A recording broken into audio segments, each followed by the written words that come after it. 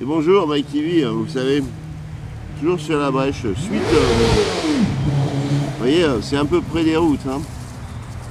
Donc, suite à l'interview de la personne chez qui je suis allé déconfiner, je vais faire donc un petit récapitulatif sur l'équipement. L'équipement est hyper important, l'équipement de cuisine devient important, là je commence à m'emmerder avec des petits détails. Il faut arriver vraiment à concentrer aussi ça.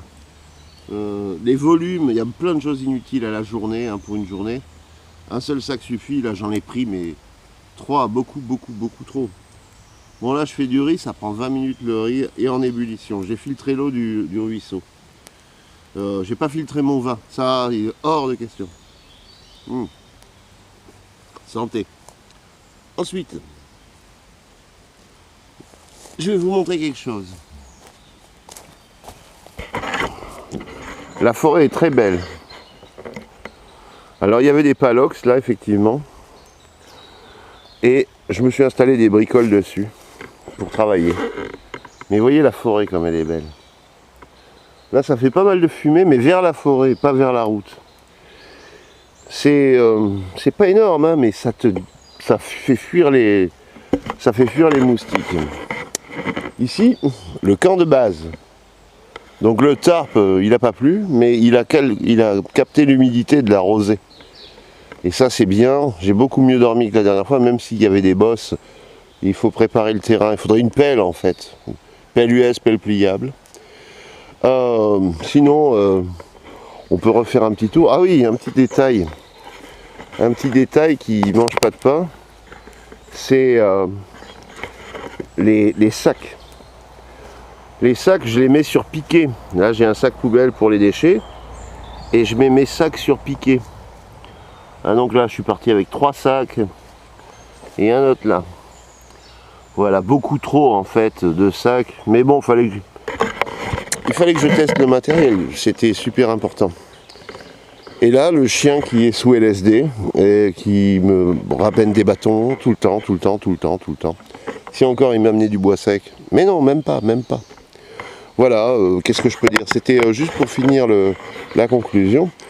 Ça, ce sont les réglages du tarp. Hein. On tire dessus, si on y arrive. Et on tend. Voilà, c'est comme ça. Bon, là, il est déjà bien tendu. Mais bon, au départ, je savais pas. Mais voilà, on apprend. Apprenez à vous servir de votre matériel.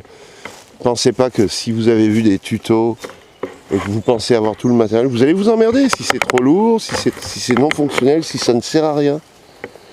Voilà, il faut absolument être, comment dire, prêt pour vivre dans la forêt. Même pas besoin d'aller très loin, juste dans la forêt. Les moustiques, j'avais prévu, off course, j'avais prévu de l'anti-moustique. Ça, je vous jure que c'est hyper essentiel.